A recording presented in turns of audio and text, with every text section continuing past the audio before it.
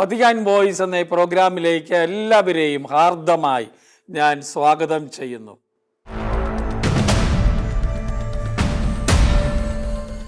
പരിശുദ്ധ പിതാവ് ലയോ 14 മാർപ്പാപ്പയുടെ സന്ദേശങ്ങളാണ് നാം ഇപ്പോൾ ഈ പ്രോഗ്രാമിലൂടെ അവതരിപ്പിച്ചു കൊണ്ടിരിക്കുന്നത്. നിരവധി പ്രസംഗങ്ങൾ അദ്ദേഹം ഓരോ ആഴ്ചയിലും വിവിധ ഗ്രൂപ്പുകളോടെ വരുന്നുണ്ട് എന്ന കാര്യം നിങ്ങൾക്കറിയാമല്ലോ. തിരഞ്ഞെടുക്കുന്ന പ്രസംഗങ്ങളാണ് മുഖ്യമായും ഞാൻ നിങ്ങളുടെ മുമ്പിൽ അവതരിപ്പിക്കുന്നത്. ഇന്ന് ഞാൻ പറയുന്നത് പരിശുദ്ധ പിതാവ് ആദ്യമായി പ്രസിദ്ധീകരിച്ചിട്ടുള്ള തൻ്റെ അപ്പസ്തോലിക ലേഖനം വലിയ പ്രബോധനമാണ് നൽകുന്നത്.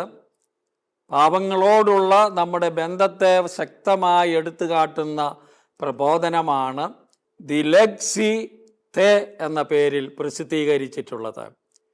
അതിൻ്റെ മലയാളം ഞാൻ നിന്നെ സ്നേഹിച്ചു എന്നാണ്. ഞാൻ കഴിഞ്ഞ എപ്പിസോഡിൽ അതിൻ്റെ ചില കാര്യങ്ങൾ പറഞ്ഞിരുന്നു. അത് തുടരുകയാണ് ഇന്ന് ചെയ്യുന്നത്. ഫ്രാൻസിസ് മാർപ്പാപ്പ അവസാനം എഴുതിയ അപ്പസ്തോലിക ലേഖനം ഇതേ പേരിൽ തന്നെയായിരുന്നു. ഇതിനോട് സമാനമായ പേരിലായിരുന്നു, ദി ലെഗ്സിത് നോസ് എന്ന പേരിൽ. അതിൻ്റെ അർത്ഥം അവൻ നമ്മെ സ്നേഹിച്ചു. ഈശോയുടെ തിരുഹൃദയത്തെക്കുറിച്ചാണ് അവിടെ സംസാരിച്ചിട്ടുള്ളത്. തിരുഹൃദയ സ്നേഹം ദൈവത്തിന് നമ്മോടുള്ള സ്നേഹത്തെ പറ്റിയാണ്. അതിൻ്റെ തുടർച്ചയായി അദ്ദേഹം തന്നെ എഴുതി തുടങ്ങിയ അപ്പസ്തോലിക ലേഖനമാണ് ഇപ്പോൾ പൂർത്തീകരിച്ച്, അതായത് ഒക്ടോബർ 4-ാം തീയതി ഒപ്പുവെച്ച് 9-ാം തീയതി നമുക്കായി പ്രസിദ്ധീകരിച്ചിട്ടുള്ളത്. നാം അത് വായിച്ച് ധ്യാനിക്കേണ്ടതാണ്. പാപങ്ങളോടുള്ള നമ്മുടെ ബന്ധത്തെയാണ് അത് ശക്തമായി എടുത്തു പറയുന്നത്. ദൈവത്തെ സ്നേഹിക്കുന്നവൻ സഹോദരനോട് സ്നേഹത്തിൽ വർദ്ധിക്കണം. ബൈബിളിൻ്റെ കാതലാണ്. യോഹന്നാൻ അപ്പസ്തോലൻ പറഞ്ഞിട്ടുള്ളത് നമുക്കറിയാമല്ലോ. എത്രയോ കൂടുതൽ ബൈബിളിൽ പറഞ്ഞിട്ടുള്ളത് സഹോദര സ്നേഹത്തെക്കുറിച്ചാണ്. കാണപ്പെടുന്ന സഹോദരനെ സ്നേഹിക്കാത്തവൻ കാണപ്പെടാത്ത ദൈവത്തെ സ്നേഹിക്കുന്നില്ല എന്ന് ശക്തമായി സ്നേഹത്തിൻ്റെ അപ്പസ്തോലനായ യോഹന്നാൻ നമ്മോട് പറഞ്ഞിട്ടുള്ളതാണത്. അപ്പോൾ ഈ കാര്യങ്ങൾ ഓർക്കണം. ഇതൊക്കെയാണ് അതിൻ്റെ വെളിച്ചത്തിലാണ് സഭയുടെ പ്രബോധനം ആദിമ നൂറ്റാണ്ടു മുതൽ വന്നിട്ടുള്ളത്. ഞാൻ കഴിഞ്ഞ എപ്പിസോഡിൽ സൂചിപ്പിക്കുകയുണ്ടായി, വിവിധ മാനങ്ങൾ ദാരിദ്ര്യത്തിനുണ്ട് എന്ന് ഇവിടെ പരിശുദ്ധ പിതാവ് പറയുകയാണ്. സങ്കീർണമാണ് ദാരിദ്ര്യത്തിൻ്റെ മുഖങ്ങൾ. വെറും സാമ്പത്തിക ദാരിദ്ര്യം മാത്രമായി അതിനെ ചുരുക്കരുത് എന്ന് പറഞ്ഞ കാര്യങ്ങൾ, അതിൻ്റെ വിവിധ മാനങ്ങൾ ഞാൻ കഴിഞ്ഞ എപ്പിസോഡിൽ എടുത്തു കാട്ടുകയുണ്ടായി. ദരിദ്രരോടുണ്ടായിരിക്കേണ്ട ഐക്യദാർഢ്യത്തെക്കുറിച്ചും കഴിഞ്ഞ എപ്പിസോഡിൽ സംസാരിക്കുകയുണ്ടായി. അത് വളരെ പ്രധാനപ്പെട്ടതാണ്. നമ്മുടെ വിശ്വാസത്തിൻ്റെ തന്നെ അവിഭാജ്യമായ ഒരു ഘടകമാണ്. ഞാൻ പ്രാസംഗികമായ ഒരു കാര്യം കൂടി സൂചിപ്പിക്കട്ടെ. ബെനഡിക്റ്റ് 16 മാർപ്പാപ്പ ആദ്യം എഴുതിയ ചാക്രിക ലേഖനം, അദ്ദേഹം മാർപ്പാപ്പയായതിനു ശേഷം വലിയ ദൈവശാസ്ത്രജ്ഞനാണ്, വലിയ പണ്ഡിതനാണ്, എന്തുമാത്രം എഴുതിയിരിക്കുന്നു. അദ്ദേഹം മാർപ്പാപ്പയായപ്പോൾ എഴുതിയ ആദ്യത്തെ ചാക്രിക ലേഖനം സ്നേഹത്തെക്കുറിച്ചാണ്. ദൈവം സ്നേഹമാകുന്നു എന്ന് പറഞ്ഞുകൊണ്ടാണ് അതിൻ്റെ രേഖ മുന്നോട്ട് പോകുന്നത്. തലക്കെട്ടും അത് തന്നെയാണ്, ശീർഷകം അതാണ്, ദൈവം സ്നേഹമാകുന്നു. അത് പറഞ്ഞുകൊണ്ട് സ്നേഹത്തിൻ്റെ വലിയ ഒരു താത്വികമായ പഠനവും പ്രായോഗികമായി പരസ്നേഹത്തിലൂടെ അത് പ്രകടമാക്കേണ്ട കാര്യവുമാണ് പരിശുദ്ധ പിതാവ് ആ രേഖയിൽ അവതരിപ്പിച്ചിട്ടുള്ളത്.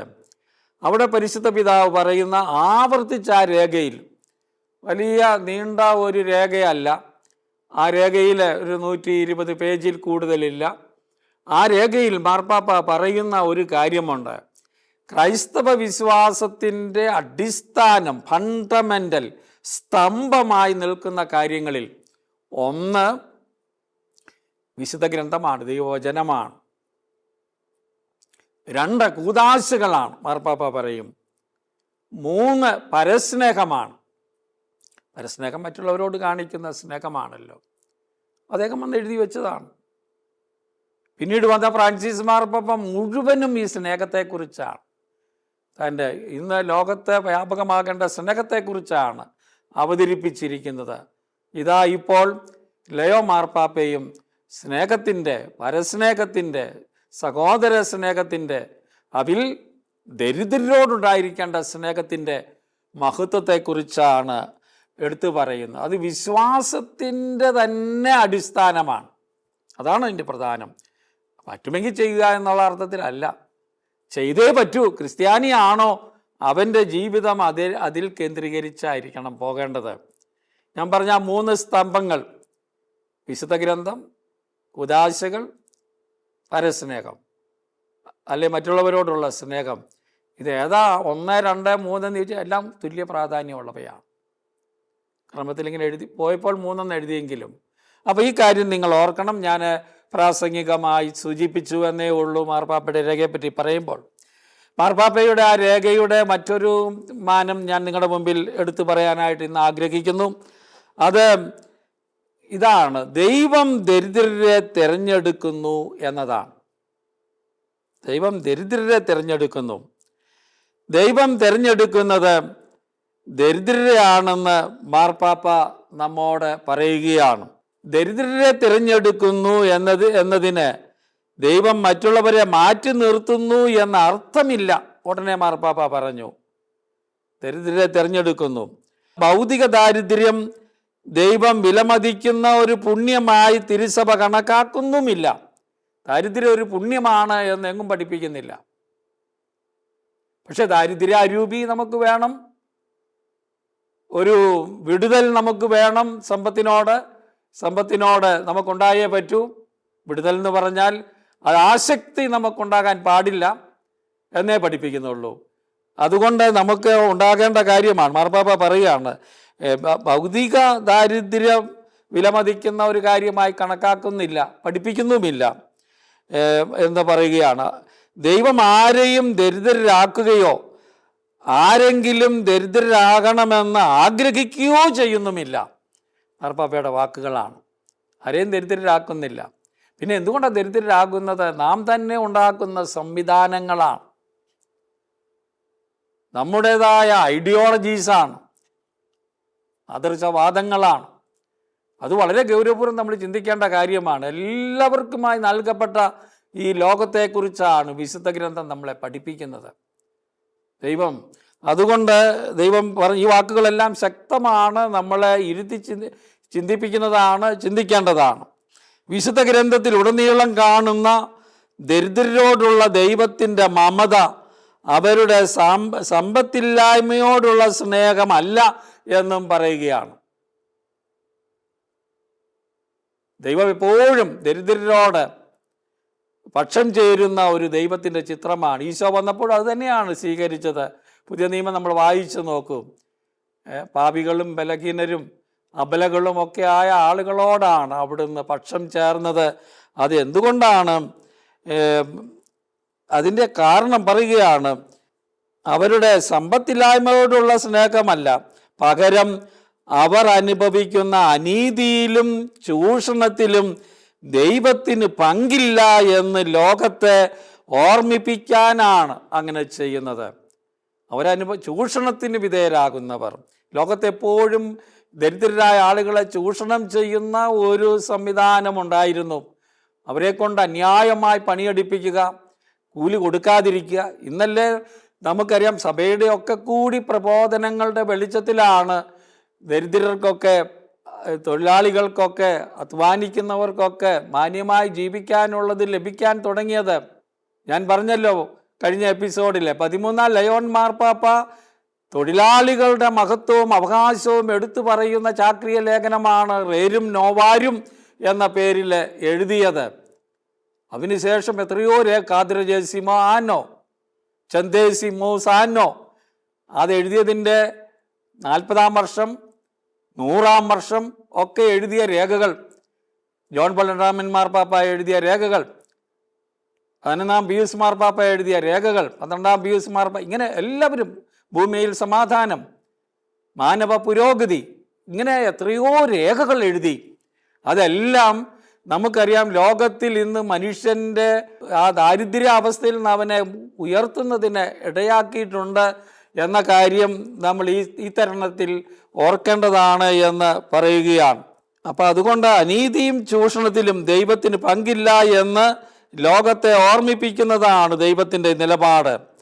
ദൈവം നൽകിയ സ്വാതന്ത്ര്യത്തെ ദുരുപയോഗിച്ച് മനുഷ്യൻ തന്നെ തൻ്റെ സഹജീവികളോട് ചെയ്യുന്ന അനീതിയോടും ചൂഷണത്തോടുമുള്ള ദൈവത്തിൻ്റെ എതിർപ്പാണ് ഈ പക്ഷം ചേരലിൽ പ്രകടമാകുന്നത് എന്ന് ലെയോ മാർപ്പാപ്പ നമ്മോട് പറയുകയാണ്. ഈശോ തൻ്റെ ജനനത്തിലും അവിടുത്തെ പിറവിയിലും പരസ്യ ജീവിതത്തിലും സ്വീകരിച്ച ദാരിദ്ര്യവും ദരിദ്രരോടുള്ള സഹവാസവും, ഞാൻ നിന്നെ സ്നേഹിച്ചു എന്ന് അവിടുന്ന് ദരിദ്രരോട് അരുൾ ചെയ്യാനുള്ള കാരണവും ഇതാണ് എന്ന് പരിശുദ്ധ പിതാവ് നമ്മളെ ഓർമ്മിപ്പിക്കുകയാണ് ബൈബിളിൻ്റെ പശ്ചാത്തലത്തിൽ. ദരിദ്രരോടുള്ള സ്നേഹം അടിസ്ഥാനപരമായി അവർക്ക് നൽകുന്ന പരിഗണനയുടെ മഹത്വവുമാണ് എന്ന് മാർപ്പാപ്പ പറയുകയാണ്. ദരിദ്രരോടുള്ള സ്നേഹം അടിസ്ഥാനപരമായി അവർക്ക് നൽകുന്ന പരിഗണനയും മഹത്വവുമാണ്. അല്ലാതെ നാം പലപ്പോഴും കരുതുന്നത് പോലെ ദാരിദ്ര്യ നിർമ്മാർജ്ജന പ്രവർത്തനങ്ങൾ മാത്രമല്ല അതുകൊണ്ട് വെറും ദാരിദ്ര്യ ഉച്ചാരണം കൊണ്ട് ഒരു മനുഷ്യനെ ഉയർത്താൻ നമുക്ക് സാധിക്കില്ല. അത് മാത്രമല്ല, അവനെ മനുഷ്യനായി അന്തസ്സുള്ളവനായി കാണാൻ പഠിപ്പിക്കുകയാണ് വേണ്ടത്. അത് അവനെ ബോധ്യപ്പെടുത്തുകയാണ് ഏറ്റവും അടിസ്ഥാനപരമായിട്ടുള്ളത്. ദരിദ്രർക്ക് നാം നൽകുന്ന പരിഗണനയും മഹത്വവുമാണ് ദരിദ്രരെ പരിഗണിക്കുന്ന ദൈവത്തോടുള്ള നമ്മുടെ സ്നേഹം എന്നാണ് മാർപ്പാപ്പ പറയുന്നത്. അത് വളരെ മനോഹരമാണ്. ഒന്നുകൂടെ ഞാൻ വായിക്കുന്നു. ദരിദ്രർക്ക് നൽകുന്ന പരിഗണനയും മഹത്വവുമാണ് ദരിദ്രരെ പരിഗണിക്കുന്ന ദൈവത്തോടുള്ള നമ്മുടെ സ്നേഹം. ദൈവത്തെ നമ്മൾ സ്നേഹിക്കുന്നു എന്ന് പറയുമ്പോൾ ദരിദ്രരോട് കാണിക്കുന്ന സ്നേഹത്തിലാണ് അത് പ്രകടമാകേണ്ടത്. അതാണ് ഒരു ക്രൈസ്തവ ദർശനത്തിൽ മാറ്റമുണ്ടാകണമെന്ന് മാർപ്പാപ്പ ഈ രേഖയിൽ പറയുന്നുണ്ടല്ലോ. അതുകൊണ്ട് ദരിദ്രരെ സ്നേഹിക്കാത്ത, പരിഗണിക്കുകയും വിലമതിക്കുകയും ചെയ്യാത്ത ആരും ദൈവത്തെ സ്നേഹിക്കുന്നില്ല എന്ന് മാർപ്പാപ്പ ശക്തമായി ഈ രേഖയിൽ നമ്മോട് പറയുകയാണ്. അത് നമ്മൾ ഓർക്കണം. അതാണ് ദൈവത്തിൻ്റെ ഒരു നിലപാട്. ഇനി യഥാർത്ഥ സമ്പത്ത് എന്താണ് എന്നൊരു കാര്യം കൂടി മാർപ്പാപ്പ പറയുന്നുണ്ട്. കൂടുതൽ കാര്യങ്ങളുണ്ട്. ഞാൻ പറഞ്ഞല്ലോ, ഞാൻ ഈ ആമുഖ പ്രസൻറ്റേഷനിൽ, അവതരണത്തിൽ ആ രേഖയുടെ ഒരു യഥാർത്ഥ ഊന്നൽ എന്താണ് എന്ന് പറയാൻ മാത്രമാണ് ശ്രമിക്കുന്നത്. നമുക്ക് കാണാം യഥാർത്ഥ സമ്പത്ത് എന്താണ്. യഥാർത്ഥ സമ്പത്തിനെക്കുറിച്ചുള്ള ശരിയായ ധാരണയിൽ നിന്ന് മാത്രമേ ദാരിദ്ര്യത്തെക്കുറിച്ച് അർത്ഥപൂർണമായി സംസാരിക്കാൻ കഴിയുകയുള്ളൂ എന്ന് മാർപ്പാപ്പ പറയുന്നുണ്ട്. അതാണ് ഈ രേഖയിൽ നമ്മൾ കാണുന്ന മറ്റൊരു കാര്യം. ഒന്നുകൂടെ ഞാൻ പറയുന്നു, യഥാർത്ഥ സമ്പത്തിനെക്കുറിച്ചുള്ള ശരിയായ എന്താണ് സമ്പത്ത്, ശരിയായ ധാരണയിൽ നിന്ന് മാത്രമേ ദാരിദ്ര്യത്തെക്കുറിച്ച് അത് അർത്ഥപൂർണമായി സംസാരിക്കാൻ കഴിയുകയുള്ളൂ എന്നാണ് മാർപ്പാപ്പ നമ്മോട് പറയുന്നത്. യഥാർത്ഥ സമ്പത്ത് പണമോ, ഇത് നമ്മൾ മനസ്സിലാക്കണം. ഇന്ന് ലോകം അതിൻ്റെ പുറകെയാണ് ഓടുന്നത്. യഥാർത്ഥ സമ്പത്ത് പണമോ അധികാരമോ വസ്തുവകകളോ അല്ല എന്ന് തിരിച്ചറിവാണ് മാർപ്പാപ്പ ലോകത്തിന് നൽകാൻ ആഗ്രഹിക്കുന്നത്. ഇവയൊന്നുമല്ല യഥാർത്ഥ സമ്പത്ത്. നമ്മൾ അതിലാണ് സമ്പത്ത് കൊടുക്കുന്നത്. പിന്നെ എന്താണ് മാർപ്പാപ്പ പറയുന്നുണ്ട്? യഥാർത്ഥ സമ്പത്ത് ദൈവം തന്നെയാണ്. അതാണ് പ്രധാനം. ദൈവം തന്നെയാണ് യഥാർത്ഥ സമ്പത്ത്. ദൈവമില്ലാതെ സമ്പത്തുണ്ടായിട്ട് എന്ത് കാര്യം? കർത്താവ് തന്നെ പറഞ്ഞ് ചോദിച്ചിട്ടുണ്ട്, ലോകം മുഴുവൻ നേടിയാലും നിൻ്റെ ആത്മാവ് നഷ്ടപ്പെട്ടാൽ, നിൻ്റെ ജീവൻ നഷ്ടപ്പെട്ടാൽ എന്ത് പ്രയോജനം? ഇന്നത്തെ നെട്ടോട്ടത്തിൻ്റെ പിന്നിൽ ഈ ഒരു ചോദ്യം നാം നമ്മോട് തന്നെ ചോദിക്കേണ്ടതാണ്. ദൈവത്തോടെ ബന്ധപ്പെട്ടിരിക്കുന്ന മനുഷ്യൻ്റെ ആത്മാവും വ്യക്തിത്വവും വലിയ സമ്പത്താണ് എന്ന് മാർപ്പാപ്പ നമ്മളെ ഓർമ്മിപ്പിക്കുന്നു. ദൈവത്തോട് ബന്ധപ്പെട്ടിരിക്കുന്ന വിശുദ്ധിയും നൈർമല്യവും അതിലധിഷ്ഠിതമായ കൂട്ടായ്മയുടെ ബന്ധവും മനുഷ്യവംശത്തിൻ്റെ ശ്രേഷ്ഠമായ സമ്പത്തായി പരിഗണിക്കപ്പെടണമെന്നും മാർപ്പാപ്പ നമ്മോട് പറയുകയാണ്. ഒന്നുകൂടെ വായിക്കുന്നു, വളരെ പ്രധാനപ്പെട്ടതാണ്. വിശുദ്ധിയും നൈർമല്യവും അതിലധിഷ്ഠിതമായ കൂട്ടായ്മയുടെ ബന്ധവും. പലപ്പോഴും സമ്പത്തുള്ളവൻ കൂട്ടായ്മയിൽ നിന്നകന്ന മറ്റുള്ളവരെ മാറ്റി നിർത്തുന്ന ഒരു സ്ഥിതിവിശേഷമുണ്ട്. അതുകൊണ്ടാണ് മാർപ്പാപ്പ ഇത് പറയുന്നത്. മനുഷ്യവംശത്തിൻ്റെ ശ്രേഷ്ഠമായ സമ്പത്താണ്. സഭ എക്കാലവും ഏർപ്പെടേണ്ട ദാരിദ്ര്യ നിർമ്മാർജ്ജന പ്രവൃത്തികൾ വെറും സാമ്പത്തിക പരിഹാര പ്രവൃത്തികൾ മാത്രമായി ചുരുങ്ങിപ്പോകരുതേ എന്നും മാർപ്പാപ്പ പറയാണ്. സഭയുടെ ആ പ്രവർത്തനം വെറും ഭൗതികമായ ദാരിദ്ര്യ നിർമ്മാർജ്ജന പ്രവർത്തനമായി ചുരുങ്ങിപ്പോകരുത്. നമ്മൾ മാർപ്പാപ്പ ഈ രേഖയിൽ അടുത്തടുത്ത് പറയുന്നുണ്ട്. അതാണ് യഥാർത്ഥമായ ഒരു ദർശനം നമുക്ക് ഉണ്ടാകേണ്ടത്. യഥാർത്ഥ സമ്പത്തായ ദൈവവും മനുഷ്യ വ്യക്തിയുടെ മഹത്വവും വിലമതിക്കപ്പെടുന്ന ആധ്യാത്മിക സ്വഭാവമുള്ള ഒരു സാമൂഹിക സാമ്പത്തിക ലോകത്തെ പടുത്തുയർത്താനുള്ള ക്ഷണമാണ് മാർപ്പാപ്പ തൻ്റെ ഈ രേഖയിലൂടെ ലോകത്തിന് നൽകുന്നത്. അതുതന്നെയായിരിക്കും സഭയ്ക്ക് ലോകത്തിന് നൽകാവുന്ന യഥാർത്ഥമായ സ്നേഹത്തിൻ്റെ പ്രകടനവും പ്രഖ്യാപനവും എന്നും നമുക്ക് പറയാൻ സാധിക്കും. അതാണ് മാർപ്പാപ്പ ലോകത്തോട് പറയുന്നത്.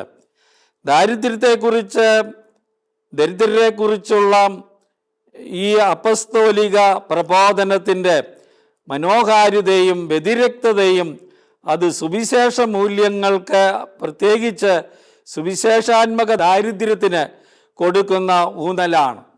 ഞാൻ പറഞ്ഞല്ലോ, സുവിശേഷ ചൈതന്യത്തിലുള്ള ദാരിദ്ര്യം ഉണ്ട്. ആ ദാരിദ്ര്യത്തെപ്പറ്റി ഈശോ ഒത്തിരി പറഞ്ഞിട്ടുണ്ട്. അത് വെറും ദരിദ്രരാകലല്ല എന്ന കാര്യം കൂടി നമ്മൾ ഓർക്കണം.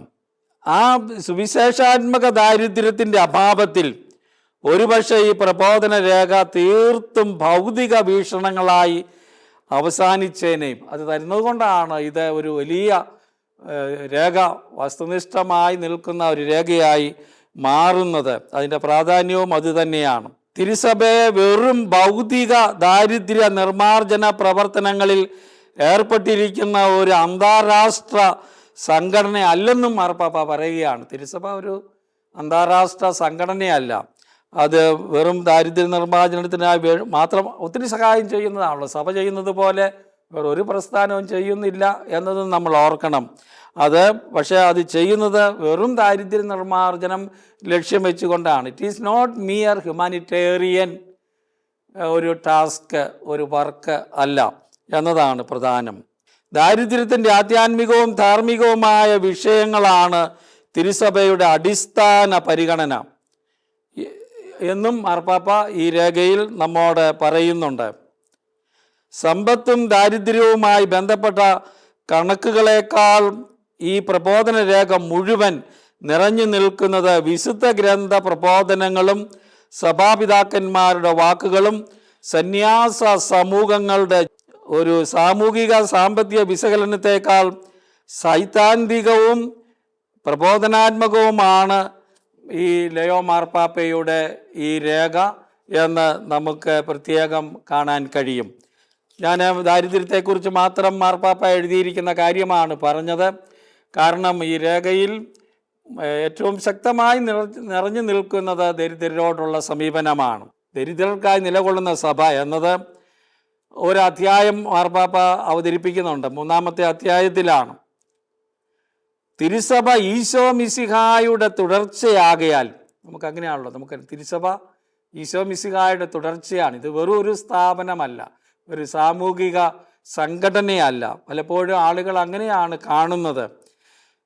ഈശോ മിശിഹായുടെ തുടർച്ചയാണ് അടിസ്ഥാനപരമായി ദരിദ്രർക്കായി നിലകൊള്ളുന്ന സഭയാണെന്ന് പാപ്പ പ്രഖ്യാപിക്കുന്നത്. ഈശോ നിലകൊണ്ടത് കൊണ്ട് അതുപോലെ തന്നെ സഭയും നിലകൊള്ളാൻ കടപ്പെട്ടിരിക്കുന്നു. ഇത് കത്തോലിക്കാ സഭയുടെ നയപ്രഖ്യാപനമാണ് എന്ന് മാർപ്പാപ്പ പറയുകയാണ്. സമ്പന്നരും പ്രബലരും അധികാരമില്ലാതിരുന്ന ആദിമസഭ നമുക്കറിയാം ആദിമസഭയിൽ ഇതൊന്നുമില്ലായിരുന്നു. സമ്പത്തില്ല, പ്രബലരായ ആളുകളില്ല, സാധാരണക്കാരായ ആളുകളാണ് ആദിമസഭയിൽ. ആദിമസഭ പക്ഷേ പങ്കുവയ്ക്കാനും പൊതുവായി കരുതാനുമുള്ള മനോഭാവത്താൽ സമ്പന്നമായിരുന്നു എന്ന് നമുക്കറിയാം. ആദിമസഭയെക്കുറിച്ച് പറയുന്ന ഒരു കാര്യമുണ്ടല്ലോ, അവരുടെ ഇടയിൽ ദാരിദ്ര്യ ദുഃഖം അനുഭവിക്കുന്നവർ ആരും ഉണ്ടായിരുന്നില്ല. 2 പ്രാവശ്യം അപ്പസ്തോല പ്രവർത്തനം 2-ാം അധ്യായത്തിലും 4-ാം അധ്യായത്തിലും നമ്മളത് വായിക്കും. അത് നമ്മൾ കാണുന്നുണ്ട് അവിടെ. അപ്പോൾ അതെന്താണ് സൂചിപ്പിക്കുന്നത്? തിരുസഭയുടെ യഥാർത്ഥ സമ്പത്ത് ഈ മനോഭാവമായിരിക്കണമെന്ന് ദൈവം ആഗ്രഹിക്കുന്നു. സഭാപിതാക്കന്മാർ ആവർത്തിച്ച് പഠിപ്പിക്കുകയും വിശുദ്ധർ ജീവിക്കുകയും സന്യാസ സമൂഹങ്ങൾ സാക്ഷ്യം വഹിക്കുകയും ചെയ്ത കാര്യം ഇതാണ്. നമ്മുടെ സന്യാസ സമൂഹത്തിൻ്റെ ദാരിദ്ര്യം എന്ന് പറയുന്നത്, ദാരിദ്ര്യ അരൂപി, വിശുദ്ധർ ജീവിച്ച രീതികൾ, എല്ലാ വിശുദ്ധരും. അപ്പോൾ ഈ ഭൂമിയോട് ഈ സമ്പത്തിനോടുണ്ടായിരുന്ന ആ മനോഭാവം അങ്ങനെയാണ് നമ്മൾ കാണുന്നത്. ഈ എപ്പിസോഡിലൂടെ അവസാനിപ്പിക്കാൻ സമയമായതുകൊണ്ട് ഞാൻ അവസാനിപ്പിക്കുകയാണ്. നമുക്ക് ഈ അപ്പസ്തോലിക ലേഖനം വിശദമായി ഓരോ അധ്യായവും ചർച്ച ചെയ്യാൻ ദൈവം വരുത്തുമെങ്കിൽ അത് ചെയ്യുന്നതാണ്. ഞാനിവിടെ അവസാനിപ്പിക്കുന്നു. എല്ലാവരെയും ഒരിക്കൽ കൂടി രേഖ വായിക്കാൻ ക്ഷണിച്ചുകൊണ്ടാണ് ഞാനിത് ഉപസംഹരിക്കുന്നത്.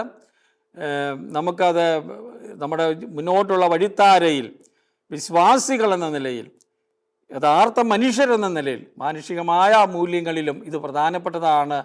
ജീവിക്കാൻ ദരിദ്രരോട്, മറ്റു മനുഷ്യരോട് അനുകമ്പയും കരുണയും സ്നേഹവും സഹായവും ഉണ്ടാകാൻ ഇടയാകട്ടെ എന്ന് പ്രാർത്ഥിക്കുന്നു. ദൈവം നമ്മളെ അനുഗ്രഹിക്കട്ടെ. മാർപ്പാപ്പയുടെ മറ്റൊരു സന്ദേശവുമായി അടുത്ത എപ്പിസോഡിൽ കണ്ടുമുട്ടാൻ നമുക്ക് ദൈവം ഇടയാക്കട്ടെ.